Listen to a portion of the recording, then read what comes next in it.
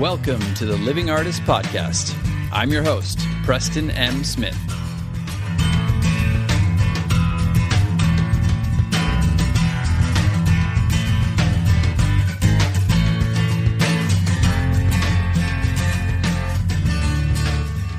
Hey, everybody. Welcome to the Living Artist Podcast. I'm Preston M. Smith, at PMS Artwork everywhere on internet land and socials. I want to thank you for landing on this podcast. Whether you're a professional artist, just getting started in the art world, a collector of art, or just consider yourself a creative person, this podcast has something for you. I like to think of it as a fun way to rant and talk to other creative people about living the life of an artist, surviving and getting ahead in the art world, and enjoying your life. But most importantly, not waiting until you're dead to make it happen. All right, let's get started.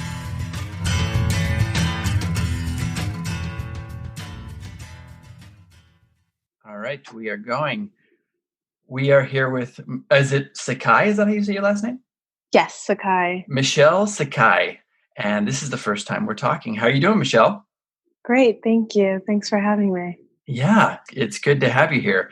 You are on the East Coast in New York, right? Yes. Awesome. How is it over there? It's a cold day, but sunny. So yeah, can't complain. Right. It's funny because I'm freezing in my place right now and it's like 60 degrees. It's horrible because I grew up in Wyoming where it was like negative 40 degrees with windshield. And now when it gets to 60, I'm like, I'm cold. So it's an adjustment. But yeah, it's good to have you here. So I wanted to start out by asking you, the elephant in the room, which is always COVID right now. How's everything with your art at the moment? Thank you. I mean, I think right now it's a quiet time. So it's giving me time to just kind of go inwards, and it feels like a break to me, which is nice. But I'm still active, like with these podcasts and social media and staying connected. And I'm still exhibiting. I have a show going on right now called Garden of Peace, which is all the work I pretty much created in the beginning of COVID. It was interesting because I felt like, it was a strange time for everyone where we didn't really know. There's so much of the unknown. And I remember it still being spring and, everyone was like locked up in their houses, but, the flowers were blooming outside. So so I tried to bring like the outdoors in and just paint something that was a little bit lively and still full of life and joy, which was not really what was, being talked about on the media. And there was so much fear and concern in the world. And so I think as an artist, like we look for escapes and also the bright side of things, maybe. Definitely. So that was my focus. And so through that, I created a body of work of really colorful, Klimt-like, inspirational floral paintings of gardens, and so it's titled Garden of Peace. And from what I've seen, it looks very hopeful. Thank you. Yeah, I love it. And you use a lot of metal leaf and gold leaf in your work, don't you? I do. I do. Yes. So I started playing around with gold leaf about 10 years ago, and then it's really become a big part of my work. So now I basically cover my whole canvases with either gold, silver, copper leaf, and then I use oils on top of it, and layers and layers of leafing and oil paint. So it creates this depth and texture, which I love, and it's very reflective. Yeah, I've seen your work too. It's super colorful. Yeah, and I love texture. Infatuated. Yeah, I mean, being a plein air painter for many years, I used to work a lot with palette knife. So that was a lot. That was so much fun with getting the texture like that. And then now I have the leafing that brings in so much texture. And some of my smaller paintings, which I call my 12 by 12s, Mhm. And the leaf actually is three-dimensional. So, if there's any wind blowing or, the leaves move as well, Oh, that's which cool. is, yeah, which is really fun and reflective. And depending on the time of day, it reflects into the painting. So sometimes in my studio, it's like sunset, the pinks and the orange will reflect into the painting. So it's like the painting's always evolving, and it always looks like a new piece. I So, love it. Yeah, you work on glass sometimes and plexiglass, and hmm you get a kind of a similar effect from the light and whatever's reflecting off it. Kind of adds exactly, another element to the work itself. Um, exactly. Now, with the gold leaf and the metal leaf, I have never actually worked with that. Is it something that hmm you ever have to worry about as far as like a change in temperature, a change in humidity? hmm Does it ever flake? Does it ever bubble? Does it ever come hmm off? It's definitely very fragile working with the leafing for sure. Mhm. And yes, it is sensitive to a lot of humidity and temperature and all that. But I varnished all my work afterwards, and that was something I learned later on. So Yeah. because I would notice that the leaf would change in color due to sunlight, but now that I varnish, it's pretty secure, so it doesn't really alter too much. Nice. Okay, that's cool. Do you ever hmm do any resin on top of it? Nope. No Nope. resin.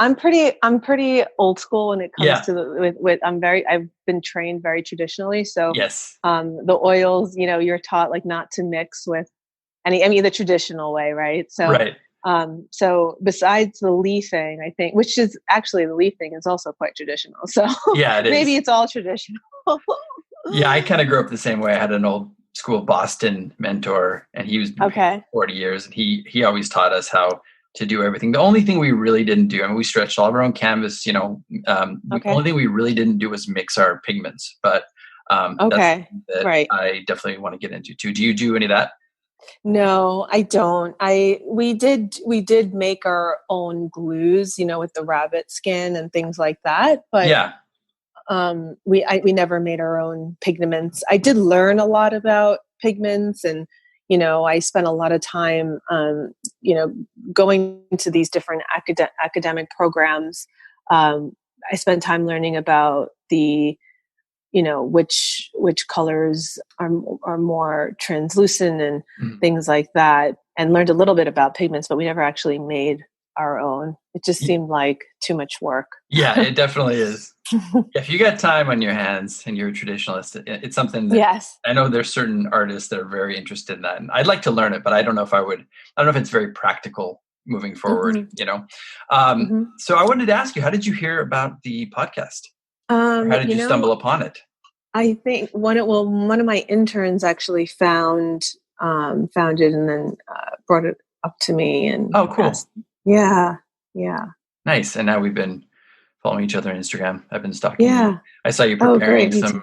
canvas the other day with some, I don't know if it was gold leaf or metal leaf, but yeah, it was interesting. So you start your canvases that way, Yes, yes, like I do. the whole canvas, basically. Yes, yes. I used to just bring in little flakes into my paintings, but Hmm. it transformed from working with little bits and pieces to then covering the whole canvas. Nice. hmm Yeah, I love it. Well, I always ask artists about their origin story. hmm And I know you've got a fascinating one, and you multifaceted, which I love. So why don't you take us through a little bit of your origin? You can start as early as you want, and you can take as much time as you want. But anything you think is interesting to your story of how you evolved as an artist. Sure, sure.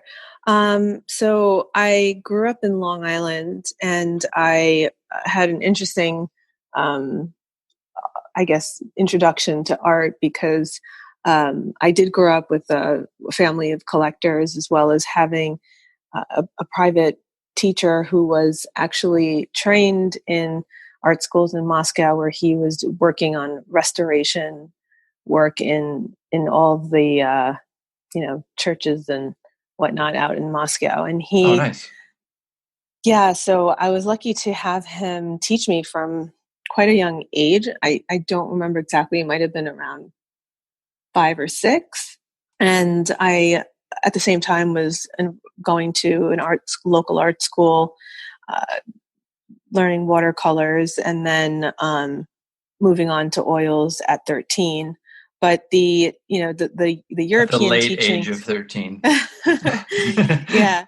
Well, the European teachings are, as you probably know, are very, very different to American schools. And Yeah. so I really owe everything to him. And like I said earlier about, learning all the, proper, how to hold a brush, to the proper ways of laying out your paint onto the palette, to, right. and then going through plein air with him, where we would go outdoors, whatever weather it was, whether it was snow or rain or, whether it was super cold we would have like two or three canvases around, and we would just, he would time me and I would paint. And it was a very academic way of learning. And, and I trained that way pretty much, think until like college. I worked that way. So I was really heavily into the plein air world. I studied at the Academy of New York as well, plein air, and then also did some Laguna, was part of the Laguna Art Association in plein air, and I'm sure everyone always knows that one because they're definitely so big, right? But also, I was going to ask you real quick, just to pause you. The interesting thing about plein air, which correct me if I'm wrong, but it really kind of teaches you how to work with constraints too, time constraints, lighting changes, different elements that are happening. Did you find that with your work? Yeah, I'm glad you bring that. Yeah, it's definitely, Mother Nature, I think, is like the best teacher for painting because, for so many reasons, but being outdoors and having to take something that's 3-dimensional onto a 2-dimensional canvas, is really difficult and teaches you form and light, color, shadow, everything. And then, as well as capturing all of the, the temperature to motions to all of that is a whole nother level onto that. So it was, I remember I also studied at a broad program at La Llotja in Barcelona. And I remember, going to the same spot, like for 2 weeks, every day you had to go, because I had to go at the same time every day to capture the same light, so if it was raining, I wouldn't be able to go. And if it was too late, I couldn't, finish the painting. So it had to be the same time every day. And then, I remember sketching and going through all that. But by the, a couple of months later, I was, I found myself working quicker and quicker, and I no longer needed to sketch. I just would, go out and just dive right into the painting. So I definitely evolved as a plein air painter. And then, next I was able to create these 5-minute paintings or sunset paintings where you have 15-20 minutes to do the whole painting, because the sunset's very fast. So exactly. So that definitely, that's exciting. It's cool. It was a great experience. But then, there came a point where I just felt like, there's only so many ways you can paint a tree. And I think I was looking for a deeper, more satisfying, creative process for me. And that was when I started, when the muse became internal. Mm-hmm. And so I, focused within rather than, looking outward for subject matter. And that's when I felt like I was a new painter all over again. Oh, yeah. I completely understand. Mm-hmm. Mm-hmm. Yeah, you find, that you're just as deep as anything you can find outside. You can just focus in on yourself, and it's an endless well of creativity, basically. Yeah, yeah. And I think also when you're working in plein air, I was so interested in making the landscape and my painting beautiful, right? Mm-hmm. So like you're constantly trying to enhance the image. And whereas when, abstract, and it's like where I'm painting, the way I'm painting now, it's really authentic to whatever it is I'm feeling in the moment. And it's, and I'm not trying to, make something beautiful. I mean, hopefully in the end it ends up that way, but it's not like a goal, in the process of the work. Yeah, definitely. Well, that's kind of a good segue into an element of your work and your kind of mindset about your art that I align with, which is the ability for art to heal. And Yes. I love that. And we're going to get all into that, the spiritual side. But I wonder if you could talk a little bit about your experience with art being a healing force in your life. And I'm assuming for your collectors as well, and the viewer. Yeah, I definitely found that, once I made the switch and started working within that, it became really healing for me personally, because I, work from a place where, I don't have any expectation as to what I'm going to create, and except for being authentic to whatever it is that I'm feeling in the moment. So I think having that as my focus, then, you let go of any expectation of what it is you're going to create, and for it to look beautiful or a certain way. Right. You kind And of get out of your own way a little bit. yeah, I say, like, putting my ego to the side and just Yes. connecting to, that deeper part of ourselves that, it doesn't really get much attention, I think, as much throughout the day. Yeah. So yeah, exactly. I completely agree with that. I always find, I'm sure people are tired of hearing this, but I always find when I'm too much in my own head, or I'm intellectualizing it too much, or trying to come up with a conception of what I want it to be, that's when I struggle the most. When I get out of my own way and I kind of just get in the moment and focus on my breath and get into the work, then it comes alive, or it allows me to discover something that I wasn't really open to discover before. Yes, exactly. Yeah, Exactly. so that's cool. I love that about your work. I think that's something I knew we would be able to talk about. So, what about your spiritual development? It sounds like you have done quite a bit. I saw that you got a degree or certificate from the Chopra Institute, right? Yes. And In San and Diego, yeah. in San Diego, yeah. And I hmm was wondering if you could talk to us a little bit about primordial sound meditation, because you're an instructor there. My wife and I, one time back in the day for my birthday, she took me to, I'm not sure if you've heard of this, but it's called the Integratron. And it's out in Joshua Tree, kind of out in the hmm desert. And it's hmm a crystal sound bath. And the Yes. acoustics are amazing. I was wondering if it was similar at all, and if you could talk about it. Sure. Yeah. So primordial sound meditations actually, it reflects back to the sound that was on the planet, on the earth, when you became into the manifest. So, Mhm. um, that depends on several things: date, your date of birth, your location of birth, where the sun was in reflection to the moon and the planets and all of that. And that sound, the vibration of the earth in that moment is your specific sound. So that is the sound that you meditate Oh, I see. on. Yeah. Yeah. And so It's how do very you get interesting. to that? How do you kind of synthesize down to that sound? They have a system similar to, like, if you go online and you type in, your location, date of birth, and then, like, your chart spits out, right? It's similar Oh, similar to okay. that. Yeah, so you can get that sound, and then that's what the meditation is on. Interesting. hmm Is hmm it, would you say it's similar to transcendental meditation, or not? I don't think it is. Hmm. No, I don't. But there is, a connection with all meditation, Of So, course. so in that aspect, I think it is similar, but in terms of the process, it's a bit different. Okay.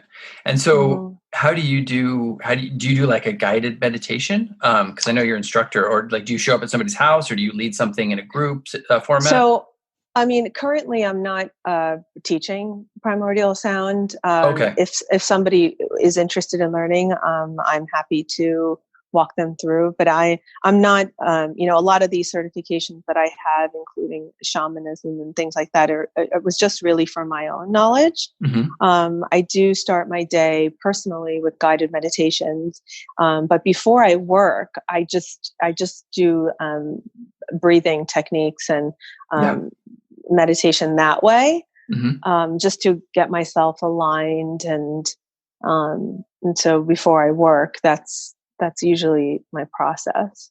Yeah, that's cool. I love it. There's so many different types of meditation. Even you could even consider walking being a meditation, you know? Right. Right. For me, I've kind of developed my own over the years. I think I've been meditating for close to 2 decades now. And I just have developed a few different types where I'm just silent, and I have this integral breathing technique I do, which kind of takes me out of my head, but also focuses on my breath work. And it really works for me. But I find that everybody's different. It is. It's so personal, you know. It's such a personal thing. It's like language, you know. It's and I find that when I was studying, I also studied Ayurveda at the Chopra Center, and some of the meditations using Sanskrit. It's like some people really don't connect with it at all, and others do. Right. And so I think it's like cooking and cooking with your home food and what speaks to you and what you feel close to is, I think, what is most powerful. Yeah, I agree. And certain people need something to be a little more cerebral, for example, to latch into it. And other people are more emotion based. Right. Well, it's interesting for me. A lot of my transition from being like an old school pop surrealist painter, I did a lot of dark figurative work. And then I did that for, over a decade. And then I transitioned to abstract and very colorful textured work. And a big transition for me was in my life too, at the time, becoming more spiritual and quitting certain habits that I had that were kind of holding me back. And I don't think I would have been able to do that without spirituality. So I was wondering if you could talk a little bit about what spirituality means to you in your work. And if that happened for you. Like for me, I know one of my gateway people was Eckhart Tolle. Yes, same with me. It was really? Eckhart Tolle for me too. Oh, that's so awesome. Yeah, Wow. I found myself going to his program in Norway. I don't know if you went to that one. No, I didn't. Was that the one that they filmed? Yeah, they film it every one. I've gone to like maybe 6 or 7 of his programs now, but he's done a few in Carlsbad and I'm a big fan of his as well. I'm such a huge fan. Yeah, I've been to a couple of his talks. I haven't been to like a retreat with him, but I listened to him a lot. I've got like all of his books, his audio books. Yes. So I used to just YouTube him a lot, Yes, me too. The Power of Now is definitely what changed, was definitely a big impact. Yes, for me. It was for me too. And it was interesting to hear him talk about for the first time. I mean, he just put it in such simple words that made me understand and go, oh yeah, that's what's going on with me. The whole, I cannot live with myself anymore. Like there's 2 people living in your same body when he had that break from it. And I love that. So that was the origin of me being able to kind of step back and witness my own thoughts, not judge them, and kind of learn from that. So I was wondering if you could speak, maybe it is Eckhart, but how did your spirituality kind of transition into your work, and how do you incorporate it into your work? Yeah. So, I went, like I was talking earlier about my plein air painting. There definitely, when I went into this journey of spirituality, I definitely started seeing my work change. I don't know what came first. Is what I always think about. Was it my work that took me down that road, or was it me changing and then my work in turn changing? I don't know, but it was simultaneous. And I remember the bridge between the landscapes and the abstract. I started painting a series of sky paintings, and I remember incorporating some of the gold leaf and silver leaf into the painting, and I don't know why, I just kept painting skies. And later on, it made sense because, skies are so abstract, and yet it's also a landscape. And it was the perfect bridge going from working figuratively to non-figuratively. And so it makes sense now, but at the time, I didn't know what was happening. And I remember I was having an exhibit, and they asked me what are you going to name the show? And I couldn't think of a title. In the middle of the night, I had the word awakening come to me.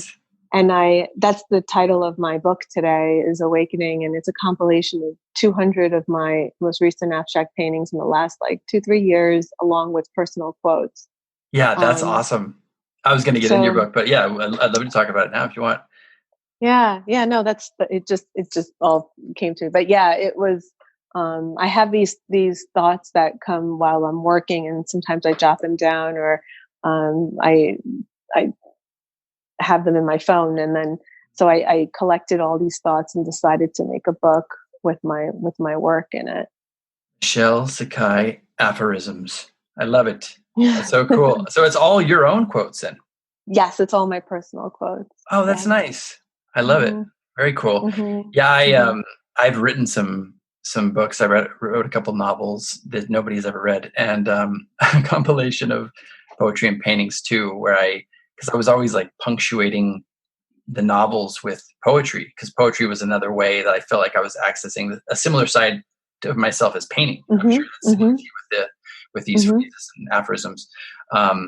But yeah, I'm fascinated by that. And I think, I don't know if you're the same, but I learned a lot from writing that I could Hmm. apply to art. It was like my friends and I, sometimes we'd write stanzas and we'd just go, okay, now you, okay, now you, okay, now you. And we just wouldn't have any time to think, and you just jump into it.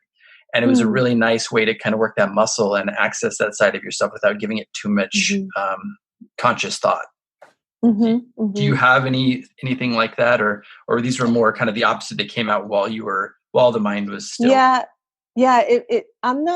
I don't think writing and is really my language for creativity. I was never drawn to poetry or anything. So Right. I think for me, it was like having these thoughts come, and kind of um, ideas while I was actually painting. Yeah, because I'm not really a writer. I don't really think I was. I appreciate it very much, and Sure. but it's not natural. It doesn't. Painting is very natural to me, like holding a brush, Yeah.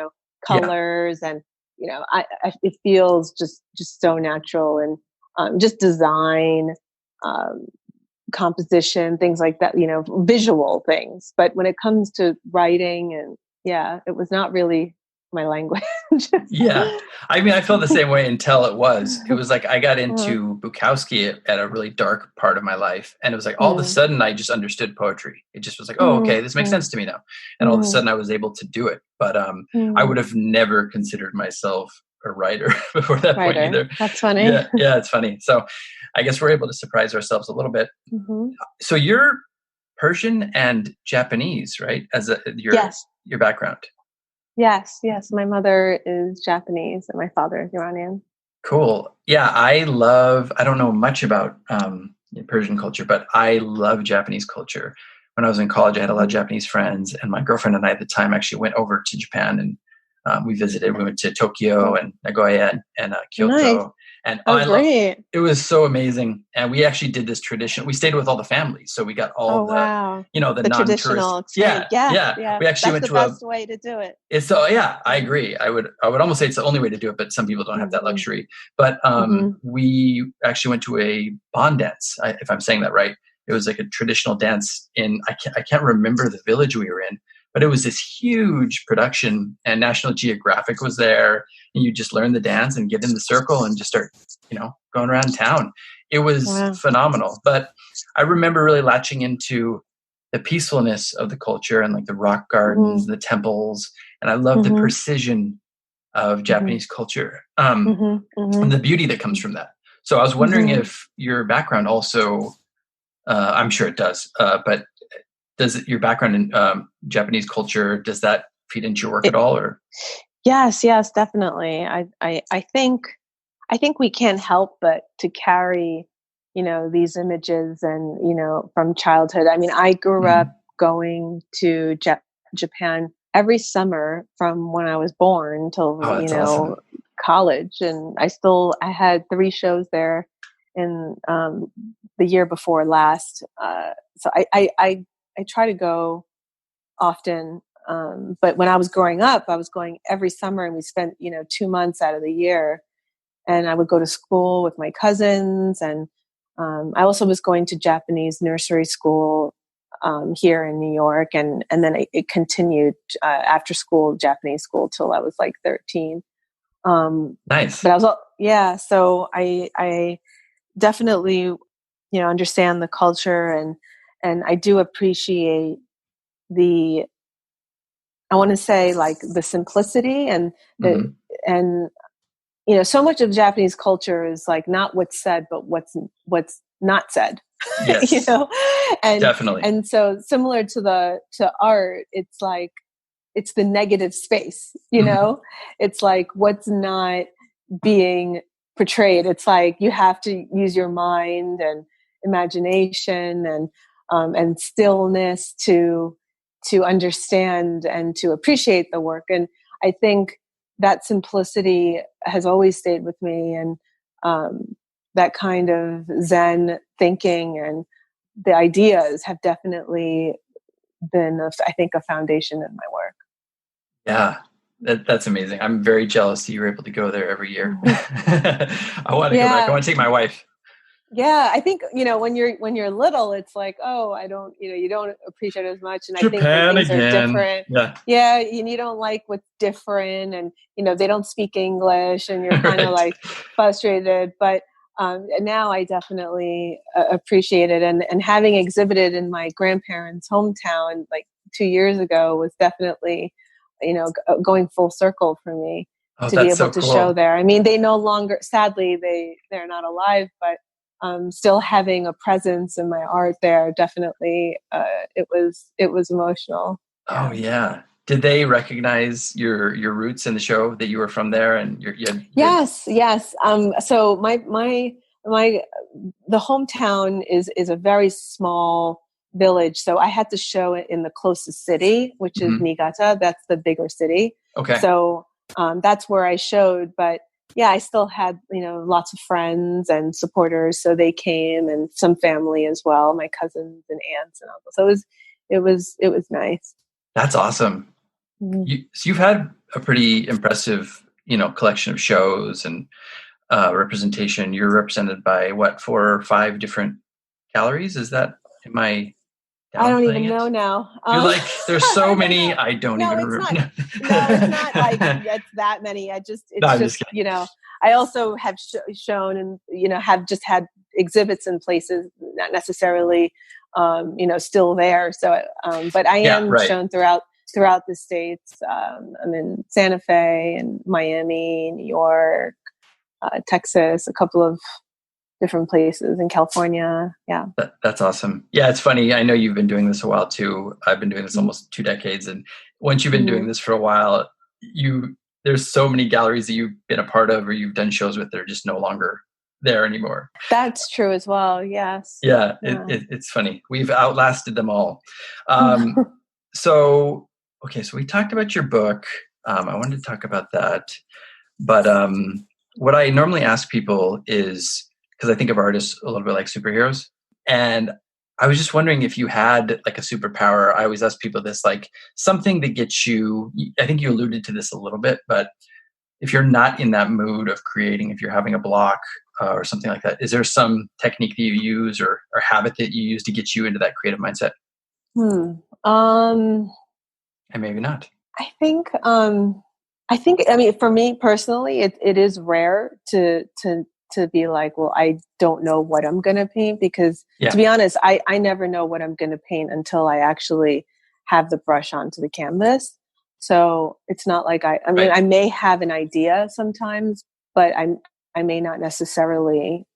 I mean, I don't usually know what it's going to turn out to be, but I also, have times where, like a couple weeks go by and I don't paint and I take the Mm-hmm. break. Oh, that's good. So yeah, and I think that's important. I think I never force myself to work and I am probably like a lot of artists where, if I'm having an exhibit, I end up cramming and I'm like, Yeah, oh, right. I Procrastination.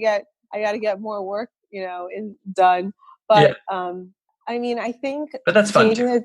I think taking the time to enjoy whatever it is that excites you.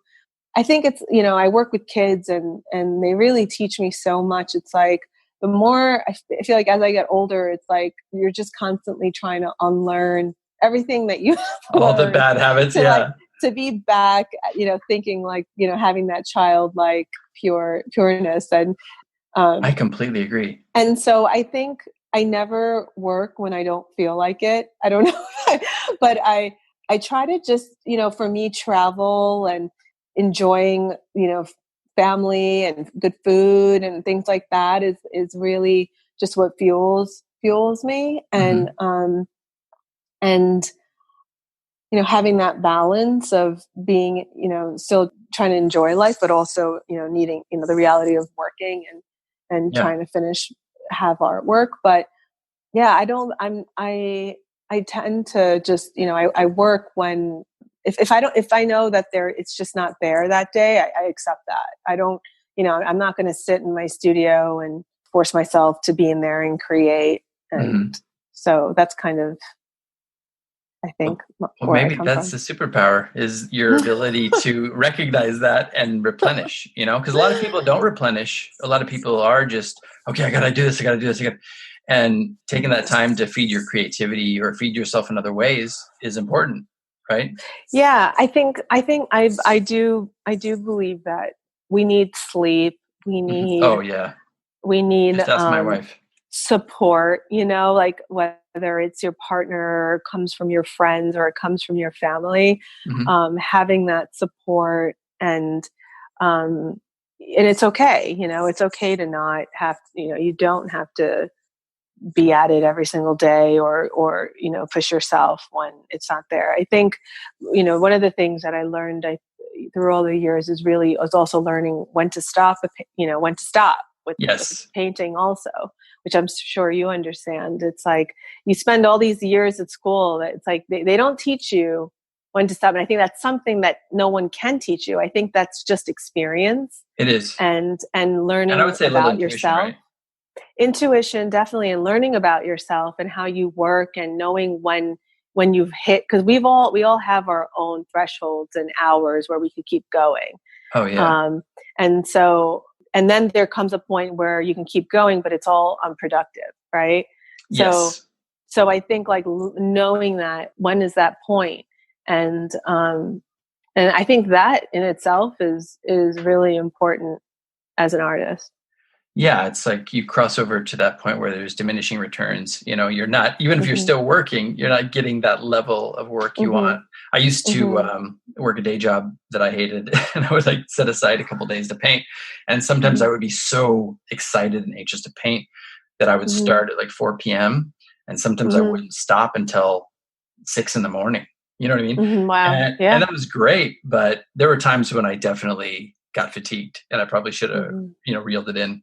But well, here we're at that break point. Do you mind coming back I've got a few more questions for you. Sure. Do you mind coming back? Sure. Awesome. Absolutely. Let me stop this one sec. All right. We're back with Michelle Sakhai. And yeah, I've got nothing else. No, just kidding. What about I always say biggest failures, and people always push back on this, and I know exactly what they mean, and I agree with it. I don't think anything's really a failure, but just for the sake of the show, do you have anything that you did in your art career or in your life that would maybe be considered at the beginning a failure, and that you really learned something from? Oh, that's a tough question. I think, well, the first thing that comes to mind, which maybe later on I'm going to have a better answer that comes to mind, but you're going to call me up in the middle of the night. I've got it.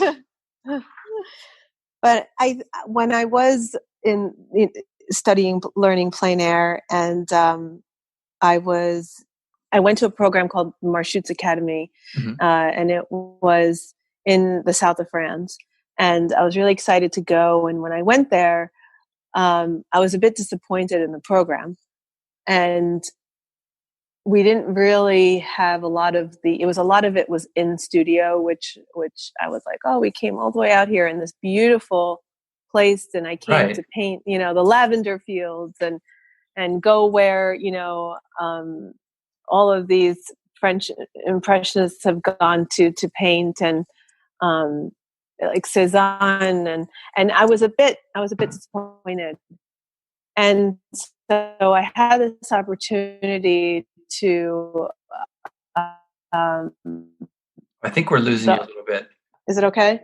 Oh yeah, I think now you're back. Okay. Sorry. So I left. I was in this program, and I was very disappointed because I was, expecting that we were going to be painting outdoors and everything. And I had this opportunity where the my teacher from a young age, he introduced me to who he used to paint with when in Russia. Mm-hmm. And he was also in the south of France in Nice at the time. So he said, why don't you go meet him and go paint the streets with him? And I was like, well, I'm going to leave this, really well accredited, this program, and go paint with a random guy, like, Yeah. And who I don't know and all that. And he said, well, if you want, he's going to be in Normandy, like next week, which is north of Normandy, north of France. Mm-hmm. And why don't you go and paint there? So, I after like a couple more days in the program, I was like, I can't do this. And they were like, well, we're going to fail. We're going to have to fail you. And all the time you've spent here is not going to count. Oh, wow. And it was definitely taking a risk because I spent a lot of money. I couldn't get the money back. And they were going to fail me, and it was going to be, written on my, whatever it was that, that I failed this program. But right. I ended up following my heart and leaving the program and getting an F and going to meet this guy in Normandy. And I don't know if you know, but it's in the summertime, it's going from the south of France, it's like 80 degrees, to going to Normandy where it's freezing. I got there and I was like, oh no, what did I do? And I made a huge mistake. And trying to find, the house that I was staying in. And it was all, I ended up, this lady who, she had like a farm. She was on a farm. It was all farms in Normandy, right by the beach. But there's barely anyone there, and she usually hosts a bunch of artists in her house. But it was no one but me and the guy, the art teacher. So I was like, oh no, what did I come to? But it ended up being an amazing experience, and he taught me so much. And we just painted every day. That's and awesome. We went to all these different locations, and I didn't really see anyone, and I was it felt like a retreat almost, but it, and getting the milk from next doors, it was very, it was a farm, but it was so interesting and a great experience coming from, New York City and living this kind of concrete lifestyle. It was a nice change. And again, I learned, and so we ended up going from Normandy, then going down to Nice, and then we would hop on the trains and go into Italy with, Ventimiglia and all those little towns, mm-hmm. and just get off the train and paint, get back on and ship my paintings home and keep going. It was a thrill. Oh, that's so cool. And it sounds like you got almost like a mentorship out of it. Absolutely. Yeah, I did. I learned instead of being a number of the people who are doing something that you didn't like, you took a risk and you ended up getting this one-on-one experience, which is amazing. Yes. I think, at the time, everyone thought I was crazy, and I did too. And my parents were against it. Everyone was really against it, but so you never know, right? Yeah, you never know. But it sounds like you it was an intuitive thing there too. Yeah. You talked about your parents, and earlier you talked about having a support group around you. Have your parents or family members been supportive of your choice to be an artist? Yes. Luckily, my father was, an art collector and a fine art and antiquities. So I was very lucky that I was, that was, I was exposed to such beautiful art and from a young age. I also grew up playing the violin. So at like 3 or 4, I started playing, and that was actually my first high school job, was going to other, kids and teaching them violin. So cool. It was always violin and art, my upbringing, and I ended up choosing art. But I think you can't, unless you give 100% to something, I don't think you can like really become a master or, go follow that path. So you have to give it your all, you just do. Unfortunately, I agree with you, because I had so many passions. And when I went to school, I was like a kind of a double major, theater and fine art. And my mentor, the painter I was telling you about in Boston, he took me out to dinner before I came down to Los Angeles. And I was like, yeah, I'm going to go down and paint and act. I'm going to do both. And he's like, you're going to be an artist. And I was like, no, I think I could do it. He's like, no, you're going to be an artist. And I was like, all right. And then 2 years later, after I just hated waiting for the phone to ring with acting. I was like, yeah, I'm an artist. And I just completely went down that route, and I'm so happy that I did. So I agree with you. You spread yourself too thin. You can't really have the time you need to devote to really master your craft, I think. So that's awesome. Thank you for sharing that. And yeah, it's interesting because I say biggest failures. You were actually hit the nail on the head. Technically, with the school, they gave you an F, which is a fail. So you turned a fail into something awesome, which is great. Do you have any advice to young Michelle coming up? And this obviously could be for other people too. But knowing what you know now, what would you tell your younger self? Well, a lot of things, but one would probably be, here I am, I'm an abstract painter, considered to be one. I was against it my whole life, and I avoided all the art schools that I went to. Believe me, I went to a lot of different art schools. I avoided it. I hated it. I didn't connect with it. I was always, more of a traditionalist, and here I am painting abstract. So I never, ever, ever thought I would be painting this way. Yeah. So I think like being open and, trying different things, like if you don't, if you really don't connect with it at the time, maybe just still take a class on it, and be open to it. And I think you might be surprised, and who's to say, it's possible I would have taken a class on it and I would have still hated it, but at least I would have had more knowledge, and I still would have gained something, because nothing is a waste. It's not. Oh, I agree. Yeah. It always leads you to somewhere that you're looking back, you're like, oh yeah, that was the right approach for me. That was the right path. That's so cool. Yeah. Well, what was I going to ask you? Oh, I was on your website a bit, which I love. And I thought it was great that you have these time lapses. I thought that was a really cool idea, just to have a whole section devoted to time lapse. Thank you. Yeah, it came about because I always had people asking me to post them. Oh, really? Yeah, I'm horrible with technology, and it's, I'm supposed to be, that age, to be savvy with this, but I'm really not. So I have my interns help me with all of that. And they actually did it and posted it for me. So I thank them. Good interns. That's awesome. Yeah. For me, it's one of those things I had to adapt to. My wife is very technologically savvy, and she taught me all the little tricks I need to know. That's good. Yeah, to bridge the gap and to get online and do all that stuff. So that's something I wanted to ask you about. I love that you're probably one of the most traditional artists that I've had on the show, somebody who's actually come up really old school with traditional painting and studying abroad and, everything about what we've talked about.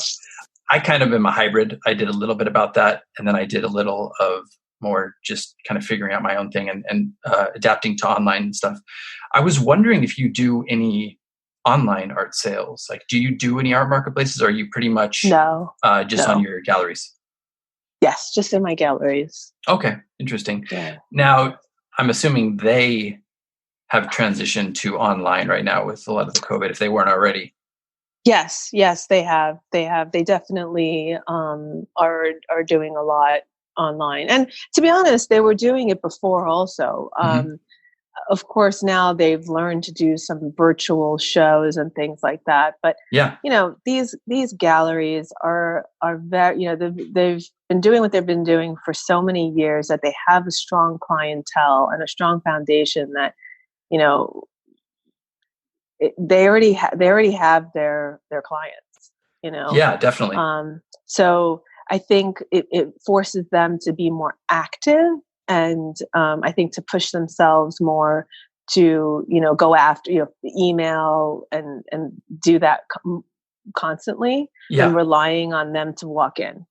Yes. So So I think it's maybe giving them a little bit more work, but these are established galleries. Yeah, So definitely. Well, it's an adaptation process too. I mean, yes. I think that is the gallery that I'm represented by. We do virtual shows as well. We've kind of adapted to that, and we put on probably about 9 or 10 of them since the pandemic hit. And it's interesting because the gallery owner and I've talked about it a lot, and we've talked about what we're going to come out with on the other end. Is it going to be some sort of a hybrid of this, or is it just going to go back to the traditional? And I think it's going to be a bit of a hybrid. What do you think? Do you have any thoughts on that? I think the same. I think it'll be probably both. I think before it was both, but now it's going to be even more. So, I think also it depends on, the clientele, and, the younger generation is just more savvy, period. Oh, definitely. And so for them to be buying from Instagram is so easy and second nature, whereas some of the older clients, the older generation would never think to do that. Yeah. So I think it really depends on the gallery and the art and all of that. I agree, but at some point, the younger generation is going to become the older generation. Yes, absolutely. Yes, so, and in that time, absolutely. I think a lot of it is going to be virtual. I think most of it will be virtual for sure. I mean, it's slipping my mind, but the virtual reality experiences that they're making with walking into a museum, virtually, it's like I think a lot will be on that. The only thing with art, of course, depends on what kind of art, but like even mine, it's very different in person. And it's very hard to capture the essence of the painting with the photograph because I work with metal leafing. It's similar to jewelry, it's like, will you buy, a $30,000 diamond without holding it? I don't know. No. Probably not. Maybe. You never know. Maybe in the future. Yeah, but I don't think we're quite there yet. With me, it's a lot of, I photograph all my own work, and I do a lot of different angles because I want to capture the texture and stuff like that. But, and I think I do a good job, but I get told all the time by collectors, oh, wow, your work is so much better or different in person. Even with all that, it's different. Because there's a tangibility to it that just doesn't translate. So hopefully it's going to be one of those things where the virtual is the gateway into, seeing more stuff in person. I hope it brings more people into the art world. Yes, absolutely. That's what I'm hoping. Yeah, because we also, this gallery I work with, they've been doing the 360-degree mapping, and the technology's come so far, it's crazy. But it's different than being there in person and smelling the paint and, seeing the different angles. I think for sure, the connection to the artist, the direct connection is definitely enhanced during this time. Yeah. And I think it will only get more and more that way, as we move more virtual. Yeah. And don't you think it's interesting because I kind of come from a little bit old school. I remember the days of not having a cell phone, and transitioning into that. Don't you feel like I'm sure there's positives and negatives to this too, but don't you feel like it's almost like there's more of a window into the artist's life now? Like people want to see the artist, their work in the studio. It's more personal. Yeah, absolutely. Yeah. They almost want to feel like they know you. It's way more personal, for sure. For sure. Have you found that to be a roadblock at all for you, or does it not really matter? I haven't noticed it making much of a difference. Again, probably because most of my clients are a bit older. Yeah. Not to say that some of them do have Instagram accounts, but a lot of them don't, Right. So for me, it's a little bit different, but I would like to grow with my work always and start getting some younger clients, and, that would be ideal. Have you been experiencing that with Instagram at all? Getting some younger clientele? Yes. I had a girl drive to the gallery, which is like 45 minutes out of the city, And the gallerist told me, she asked her, how did you, find Michelle? And you came here and asking for a specific piece. And the girl was like, oh, I saw her on Instagram. Nice. And it was just funny because, the gallerist was so shocked, she didn't expect her, and she was really young. So, she bought it. And she bought that's it. awesome. She bought it. Yeah. She bought that's hilarious. It was a smaller painting, but yeah, she bought it. So, well, it's funny to see too, because a lot of the people who want to buy on Instagram, they don't want to make the drive. So I think that's really cool that she was like, I saw this on Instagram and now I'm getting in my car, I'm driving there and I'm buying it. That's awesome. Yeah, she took an Uber. Of course she did. Yeah, of course. Right. Yeah, it makes sense. That's cute. That's awesome. Cute. Well, I wanted to ask you, so a lot of people who listen to this are artists, and some of them are younger artists, and some of them maybe don't have access to some of the traditional stuff that you've had. Maybe, do you have any advice to them, like some place to get started if they wanted to go more of a traditional approach? Like, let's say a lot of people nowadays, it's like, I'm just going to get on Instagram and I'm going to start my art career, which is fine. But do you have any advice to some of those artists who want to kind of go a traditional route? Yeah. So depending on where you live, there are so many local, I remember, how old was I? I was in high school. I remember what grade, but I would go to my local, there's an art museum in Long Island, and at night they had portrait painting and drawing. And I remember going in there. I was literally everyone was like, I think 75 and up. Nice. And it was, and me. And right. So it was, but I tell you, I really, it was great practice. I also went to what was it? It was another academy in Long Island, and I took classes, the Long Island Art Academy, I want to say it was. Okay. And I took several classes with workshops with them on weekends. I don't know today's world, how everything's virtual. I do think there's something with art that it's, the virtual thing just, I don't feel like is going to cut it. No, especially when you're, painting a still life in front of you, or exactly. You're painting a portrait, or, and you have a live model, like things like that. I really don't know how you can do virtually, but you can sit at home and set up your own still life and paint it. That's better than looking at a screen and trying to mimic something that's already two-dimensional onto another two-dimensional canvas. So, right. But I think, you can contact your local. I also I remember driving into the city and going to the Academy of Art in the New York City Academy of Art. And I remember taking classes with them. I took classes with NYU. I took classes with the SVA School of Visual Arts program I did in Barcelona was through SVA. And they took all of us and we studied at La Llotja in Barcelona. That was a great experience. There's so many programs and classes. You just have to search your local area.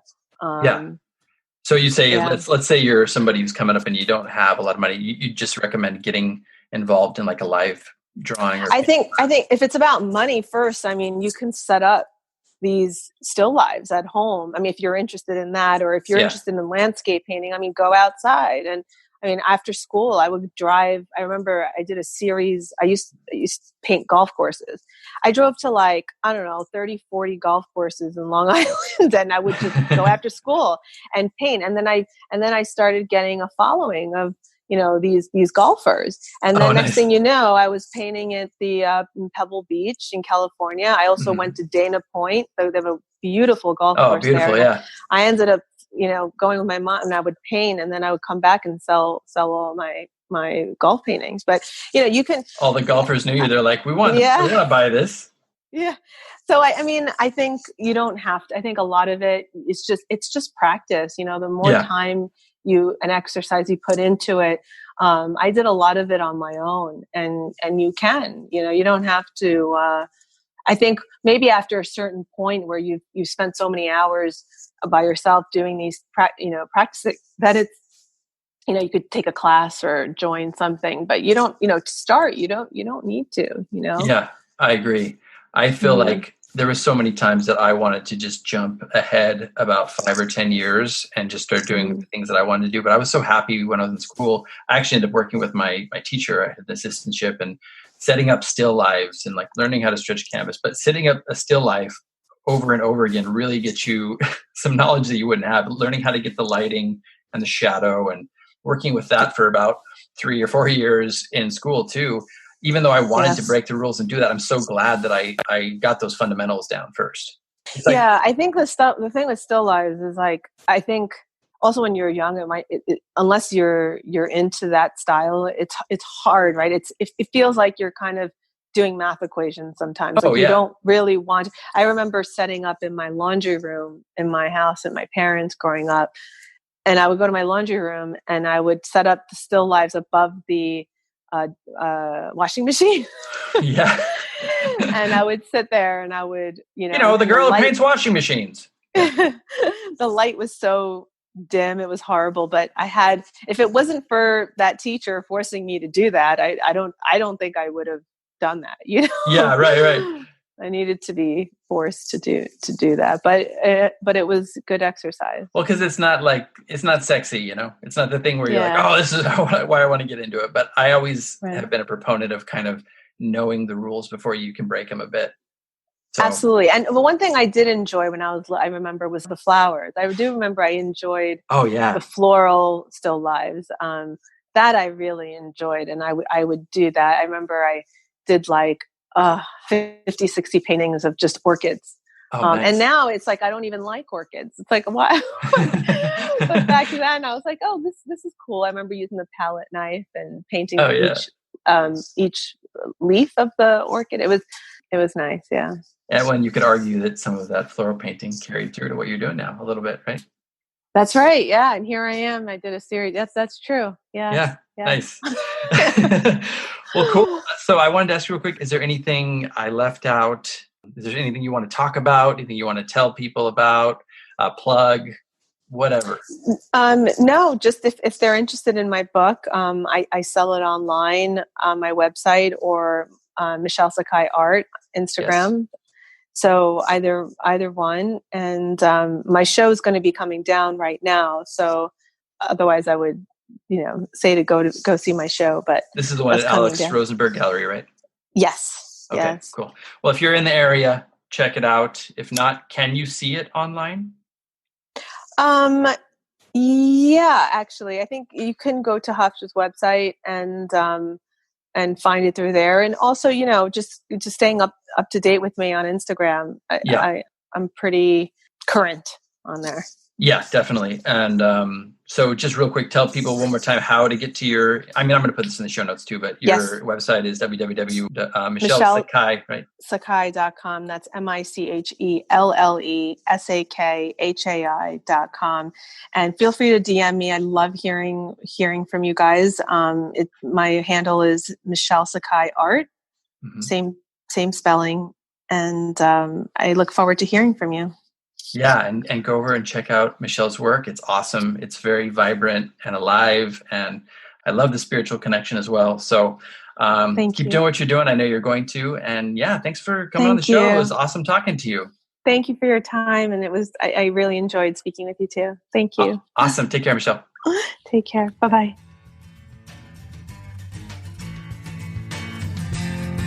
This has been the Living Artist Podcast. Thank you so much for listening. I just want you to know that I appreciate you being here, and I'm grateful to be in your ears. Your art and creative life on this planet is meaningful, so thank you for sharing it with me.